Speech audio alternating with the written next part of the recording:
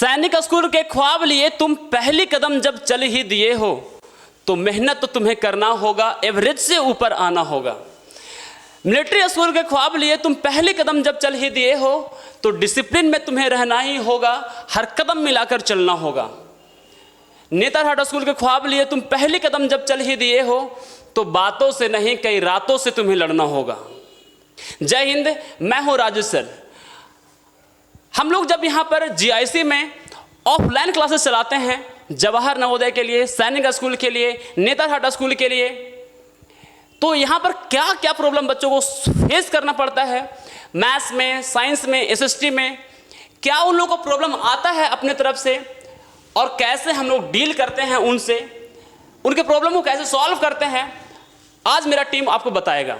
मेरे साथ हैं एनके सर, राहुल सर और खुद हम, जो आपको समझाएंगे, बताएंगे कि भाई जवाहर नवोदय, सैनिक स्कूल, नेतरहाट या मिलिट्री स्कूल का आप तैयारी कर रहे हैं तो उसमें आप बेहतर परफॉर्म कैसे करें।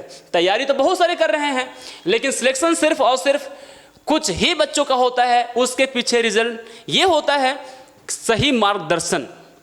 जिसके पास होगा सही मार्गदर्शन वही अच्छे से अच्छा परफॉर्म कर पाएगा, वही अच्छा रिजल्ट कर पाएगा। मेहनत तो बहुत सारे करते हैं, बहुत सारे मेहनत तो सब करते हैं, पर सब सफल नहीं होते हैं क्योंकि सबको उस तरह का मार्गदर्शन नहीं मिलता है। हम गारंटी के साथ यहाँ पर इसलिए बोल पाते हैं क्योंकि पिछले बार हमारे संस्थान से काफ़ी बच्चों का, 17 में से 15 बच्चों का जवाहर नवोदय में, सैनिक स्कूल में, नेतरहाट स्कूल में सिलेक्शन हुआ है। इसी वजह से हम क्रेडिबिलिटी के साथ बोल सकते हैं कि आपको यहाँ पर अच्छा गाइडेंस मिलेगा। आप जवाहर नवोदय का, सैनिक स्कूल का, नेतरहाट का तैयारी अच्छे से कर पाएंगे, आप रिजल्ट कर पाएंगे। तो मिलते हैं इनके सर से, समझाएंगे आप लोगों को, बताएंगे कि प्रॉब्लम साइंस में या तो फिर जीएस में, हिस्ट्री, ज्योग्राफी, पॉलिटी, सिविक्स, जो भी आप पढ़ते हैं, साइंस पढ़ते हैं, यानी कि जनरल साइंस और जीके, उसमें आप लोगों को क्या प्रॉब्लम आता है और वो इनके सर उन लोगों से कैसे डील करते हैं, आज आप लोगों को बताएंगे इनके सर। हेलो बच्चों, तो एक्चुअली में अगर मैं साइंस के बारे में अगर बात करूं तो सबसे पहली बात यार, आप लोग एक बात तो जान लो कि कोई जन्म से सीख करके नहीं आता है, ठीक है। उसके पास उसका दिमाग समझ लो जीरो होता है और वो जीरो से समझ जाओ धीरे धीरे स्टेप बाय स्टेप जो है हीरो तक जाता है। अगर आप लोगों का कॉन्सेप्ट अगर क्लियर नहीं है तो भी आप लोग अपने ऊपर अगर कॉन्फिडेंस रखोगे तो मैं गारंटी देता हूँ कि आप लोग भी बहुत ऊंचाई तक जा सकते हो, ठीक है। चाहे वो कोई सा भी सब्जेक्ट हो, सब्जेक्ट डजेंट मैटर, बट फिर भी मैं साइंस के बिहाफ पे बात करूँगा कि साइंस में बच्चे को प्रॉब्लम कहाँ पर आती है। एक्चुअली में प्रॉब्लम आने का रीज़न क्या होता है ना, कि उनका जो कॉन्सेप्ट होता है वो एक्चुअली में क्लियर नहीं होता है। कॉन्सेप्ट क्लियर कहने का मतलब है यार कि वो डे टू डे लाइफ का जो रियल लाइफ एग्जाम्पल जो अपने आसपास में देख रहा है उससे वो चीज़ों को जो है इंटर रिलेट नहीं कर पाते हैं। एकमात्र रीज़न यही है। क्योंकि यार आप लोगों को पता होना चाहिए कि हम लोग जो है ज़्यादा से ज़्यादा टाइम जो है अपने नेचर से स्पेंड करते हैं और कहीं ना कहीं जो भी इवेंट हम लोग देखते हैं, ठीक है, जो भी फेनोमेनन हम लोग देखते हैं वो कहीं ना कहीं नेचर से ही होता है, ठीक है। और जब तक हम लोग कोई भी टॉपिक को अगर नेचुरल वे से अगर हम लोग नहीं समझने का कोशिश करेंगे, ठीक है, जब तक हम लोग किसी भी एप्लीकेशन को नेचर से इंटर रिलेट नहीं करेंगे तो गारंटी देता हूँ कि आप लोगों को कोई भी टॉपिक अच्छे से क्लियर नहीं होगा। भले वो आप लोगों को लगेगा कि यार ये मैं बहुत ही अच्छे तरीके से जान चुका हूँ, बट ये मेरा दावा है कि कहीं ना कहीं आप लोगों का जो है कॉन्सेप्ट है ना अधूरा ही रहेगा उस चीज़ में, ठीक है। क्योंकि यार जब तक आप चीज़ों को नेचर में अप्लाई ही नहीं कर पाओगे, अब साइंस पढ़ रहे हो और लाइफ में कहाँ इसका यूज़ करना है, कहाँ इस्तेमाल करना है, अब वो जब उस टाइम जिस टाइम क्लिक होना चाहिए वो चीज़ नहीं आ रहा है तो कहीं ना कहीं आप लोगों से क्या छूटा है, कॉन्सेप्ट छूटा है कि हम लोग उस चीज़ को पढ़ तो लिए हैं बट इस चीज़ को अप्लाई नहीं कर पा रहे हैं अपने रियल लाइफ में।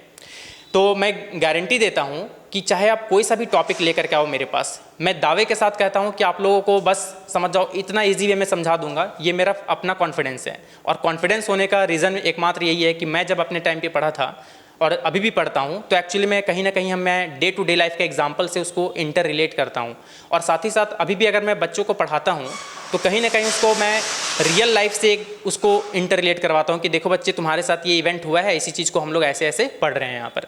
तो जब तक आप लोग इस काम को नहीं करोगे ना तो आप लोगों का न्यूमेरिकल तो छोड़ दो, कॉन्सेप्ट भी नहीं रहेगा पूरा। और आप लोगों को पता है कि यार न्यूमेरिकल जो है घुमा के पूछता है थोड़ा, ठीक है, कहने का मतलब है थोड़ा सा उसको ट्विस्ट कर दिया जाता है और आप लोग से नहीं बनता है। रीज़न वही है कि आपका कॉन्सेप्ट जो है पूरा क्लियर नहीं है, आप लोग ऊपर ऊपर से उस चीज़ को पढ़े हो। अगर मैं बात करूं स्पीड का, तो अगर आप लोग को स्पीड पूछ लिया जाए तो बस आप लोग इतना ही जानते हो कि डिस्टेंस बाय टाइम होता है, इसका ऐसा यूनिट मीटर पर सेकेंड होता है, बस। एवरेज स्पीड क्यों निकालना पड़ता है, क्यों नीड पड़ा एवरेज स्पीड का? सबसे पहली बात यार, आप लोगों को उस चीज़ का नीड पता होना चाहिए कि आखिर मैं इस चैप्टर को अगर पढ़ रहा हूँ तो इसका क्या नीड है। अगर ये नहीं पढ़ूंगा तो क्या प्रॉब्लम फेस करना पड़ेगा। जब तक आप लोगों को ये चीज़ नहीं समझ में आएगा ना, तब तक आप लोग उस चीज़ का अहमियत नहीं समझोगे। जैसे अभी गर्मी का टाइम है, अभी आप लोगों को पानी का अहमियत बहुत ही बढ़िया तरीके से समझ में आ रहा होगा, ठीक है। पानी का अहमियत ठंडे के टाइम में आप लोगों को नहीं समझ में आता है। पानी को तो हम लोग ऐसे ही धुतकार देते हैं, कुछ नहीं है, ठीक है। और उस टाइम आप लोगों को कोल्ड ड्रिंक और पेप्सी चाहिए, और वही गर्मी के टाइम में पल पल आपको पानी का याद आता है। क्यों? ठंडा भी अगर पिला दिया जाए ना तो भी आप लोगों को लगेगा कि यार एक गिलास पानी दे दो, क्योंकि उसका अहमियत आपको पता है, उस टाइम उसका नीड है। तो ठीक उसी तरह से अगर आप लोग कोई भी चैप्टर पढ़ते हो, अगर उसका नीड, अगर आप लोगों को ज़रूरत पड़ गया कि इसका नीड क्यों है, आखिर किस प्रॉब्लम की वजह से मुझे इस चैप्टर को पढ़ने की ज़रूरत है जो कि इस प्रॉब्लम को ये दूर करेगा, तब तक आप लोग उस चीज़ में अच्छे से कॉन्सेप्ट नहीं क्लियर कर पाओगे। तो बाकी अब राजेश सर बताएंगे। भाई जब हम जानते हैं कि हम लोग तैयारी करवाते हैं 6 के लिए और 9 के लिए, तो हम अच्छे से समझते हैं कि 5 क्लास में जो बच्चा मेरे पास आ रहा है, या तो 4 क्लास में भी बच्चों को लोग एडमिशन लेते हैं जो 6 के लिए तैयारी करते हैं। हम इनके साथ से बोलते हैं कि हमेशा सर कि हम लोग जो 5 क्लास से पहले पढ़े आपको कितना याद है? अभी आपको कितना याद है कि हम लोग 5 क्लास से कितना पहले पढ़े, क्या क्या पढ़े थे? हमको तो कुछ याद नहीं है यार कि 4 क्लास के पहले क्या पढ़े थे। हम तो यही जानते हैं कि भाई क्या क्या पढ़े होंगे, या तो फिर काउंटिंग सीखे होंगे, इससे ज़्यादा तो हमको कुछ याद नहीं है। हम लोग जो भी मेन चीज़ सीखते हैं वो 4 के बाद ही सीखते हैं, जो हमको लाइफ टाइम तक याद रखता है। और यही चीज़ आप यदि बेहतरीन मार्गदर्शन में करेंगे, जहाँ पर आपको शुरू से लेकर के 0 से लेकर के जवाहर नवोदय सैनिक स्कूल नेतरहाट के लेवल तक लाना है, तो सोच लो है ना किस लेवल तक आपको तैयारी करना होगा, किस लेवल तक आपको मेहनत करना होगा। और इस चीज़ के लिए वो टीचर में स्पेशलिटी होना ज़रूरी है, ताकि वो बच्चों को जो साइकोलॉजी है वो समझ सके कि बच्चे इस उम्र में क्या समझते हैं, कैसे समझते हैं। वो सिर्फ और सिर्फ तभी आ सकता है जब वो टीचर एक्सपीरियंस होगा, जब वो टीचर ऑफलाइन क्लासेस में 2 साल 3 साल पढ़ाया होगा, समझा होगा कि बच्चे कैसे समझते हैं, उसमें कैसे प्रॉब्लम आता है, वो कैसे सोचते हैं और हमको उसे कैसे सॉल्व करना है।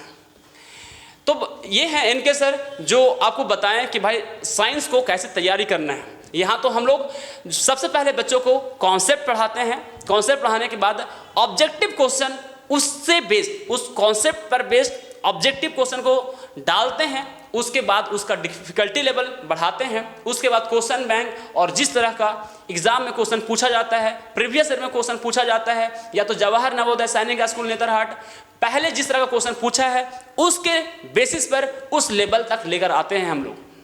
और बीच बीच में हम लोग क्या करते हैं कि जैसे कोई भी टॉपिक पढ़ाया जाता है तो स्टूडेंट में अक्सर ये प्रॉब्लम होता है कि वो अपने आप को ओवर कॉन्फिडेंस मान लेते हैं, ठीक है। जब क्वेश्चन बनने लगता है, जैसे देखते हैं कि वो अपना प्रैक्टिस कर रहे हैं और अगर क्वेश्चन बनने लग रहा है तो कहीं ना कहीं उन्हें ओवर कॉन्फिडेंस आ जाता है और ये उसको फिर आगे चल करके समझिए कि वो डल हो जाता है उस चीज़ में। तो इस चीज़ को मेंटेन करने के लिए हम लोग क्या करते हैं कि बीच बीच में उस बच्चे को ऐसा बेसिक सवाल, एकदम छोटा सा सवाल दे दिया जाता है जिसमें वो फंस जाता है, क्योंकि यार उसको रियलाइज़ भी करवाना ज़रूरी है कि अभी मैं बहुत नीचे हूँ, ठीक है, अभी मैं 0 हूँ। जब तक इंसान खुद को अपने आप को 0 नहीं मानेगा तब तक वो आगे नहीं बढ़ेगा, ठीक है। जैसे आप लोगों को भी कभी कभार गिल्टी फील होता होगा कि यार मेरे क्लास में जो है बाकी सारे दोस्त बहुत ही आगे हैं, मैं ही पीछे हूँ, मुझे पढ़ना चाहिए। लेकिन कहीं ना कहीं आप लोग को पढ़ने से बाधा इसलिए मिलता है क्योंकि यार आपको लगता है कि यार मेरे से अब नहीं हो पाएगा, क्योंकि अभी मुझे यहाँ से बहुत मेहनत करना पड़ेगा। बट यार ऐसा कुछ नहीं है। अगर आप लोग शुरुआत कर दिए हो और अच्छे से अगर आप लोग शुरुआत कर दिए हो ना, तो गारंटी है कि आप लोग बहुत जल्द जो है आप लोग उससे भी कहीं ऊपर तक जा सकते हो। आप लोग अपने आप को कभी भी पीछे मत समझना, एकदम समझ लो कि अगर मैं ठान लिया हूँ कि करना है तो करना है, तो एकदम गारंटी है कि आप लोगों से एकदम बेहतर तरीके से होने वाला है। तो जवाहर नवोदय का बात करें या सैनिक का बात करें या नेतरहाट का बात करें, सबसे इंपॉर्टेंट उसमें होता है मैथ, जो आपको रिजल्ट को दिलाने में एकदम इंपॉर्टेंट रोल प्ले करता है। तो आज मिलते हैं हम लोग राहुल सर से, जो ऑफलाइन क्लासेस में हमारे साथ ऑफलाइन क्लासेस में बच्चों को पढ़ाते हैं, या तो 8, 9 जो बच्चे 8 के लिए 9 के लिए तैयारी कर रहे हैं, जो 7 में होते हैं या 8 में होते हैं, उसको अच्छे से गाइड करते हैं। और यही बात है, यही ताकत है जिससे बच्चे का रिजल्ट हो पाता है। तो मिलते हैं हम लोग राहुल सर से, समझते हैं कि मैथ्स को कैसे प्रिपेयर करते हैं, कैसे बच्चों को समझाते हैं ताकि उसे अच्छा से समझ में आ जाता है। Rahul sir. Hello, good morning to all of you. मैं राहुल सर, मैं GIC में कोचिंग में यहाँ मैथ पढ़ाता हूँ। आप लोग बहुत को यहाँ पे पढ़े होंगे तो वो सब जानते भी होंगे हमको, ठीक है। तो यहाँ पे मैं मैथ फैकल्टी में मैथ पढ़ा रहा हूँ यहाँ पे। ये देखिए, जैसे इसमें नवोदय सैनिक स्कूल का यहाँ पे कंपटीशन की तैयारी करवाया जाता है, ठीक है। जो पढ़ चुके हैं वो यहाँ पे जानते होंगे क्या किस चीज़ की तैयारी करा जाता है। इसके साथ में आपको यहाँ पे पूरा फुल गाइडेंस भी दिया जाता है, ठीक है। अगर हम अपना मैथ का अगर हम बात करें तो मैथ में आप लोग को chapter wise tips tricks and पूरा डिटेल एक्सप्लेनेशन भी दिया जाता है, ठीक है। जो पढ़ चुके हैं उसका मुझे पता होगा, और जो नहीं यहाँ पे जो एडमिशन लेंगे, जो आने वाले हैं, उनको हम बताना चाहते हैं कि हमसे एक बार पढ़ के देखिए मैथ, ठीक है ना। अगर समझ में ना आया तो फिर बोलिए यहाँ पे, ठीक है। इसमें आप लोगों को टिप्स ट्रिक्स सारा दिया जाएगा, ठीक है। जैसे कि इसमें होता है कि कंपटीशन लाइन जो है ये वाला है, जवाहर नवोदय सैनिक वाला, इसमें जनरली आपको पूछा जाएगा सिलेबस में 6 to 10 तक का सिलेबस रहता है, ठीक है ना। जो basic, moderate and advance level में इसमें बटा जाता है, ठीक है। मैथ में अगर हम और डिटेल में अगर बताना चाहेंगे तो मैथ को 2 पार्ट में बांटा जाता है, अर्थमेटिक और एडवांस चैप्टर इस सब में। तो ये सब को कंबाइन करके पूरा आपका 6 to 10 तक का बुक को कंबाइन करके बनाया जाता है पूरा मैथ वाला। इसमें आप लोग को यहाँ पे पूरा फुल स्ट्रैटेजी के साथ पढ़ाया जाएगा, ठीक है ना। इसमें आप लोग देखिएगा यहाँ पे कि किस किस टाइप्स के दूसरे कोचिंग से यहाँ पे आपको कुछ डिफरेंट मिल रहा है, ठीक है।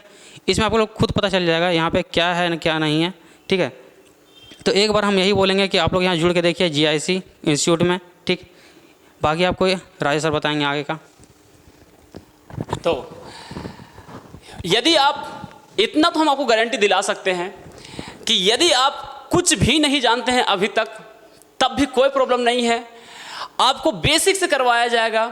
और यदि आप, ऐसे तो हम कहते हैं हर गार्जियन का कि यदि आपका बच्चा एवरेज से कम है तो आपके बच्चे को हम एवरेज से ऊपर ला कर दिखाएंगे, और यदि आपका बच्चा एवरेज है तो उसको टॉपर बना कर दिखाएंगे, और यदि आपका बच्चा अपने क्लास का टॉपर है तो उसको हम सैनिक स्कूल में, जवाहर नवोदय में, नेतरहाट स्कूल में जिसका वो एडमिशन लिया है उसमें हम सिलेक्ट करा कर दिखाएंगे। तो मिलते हैं अगली वीडियो में आप लोगों से अगली स्ट्रेटजी के साथ। आज के लिए इतना ही। जय हिंद, वंदे मातरम, गुड बाय।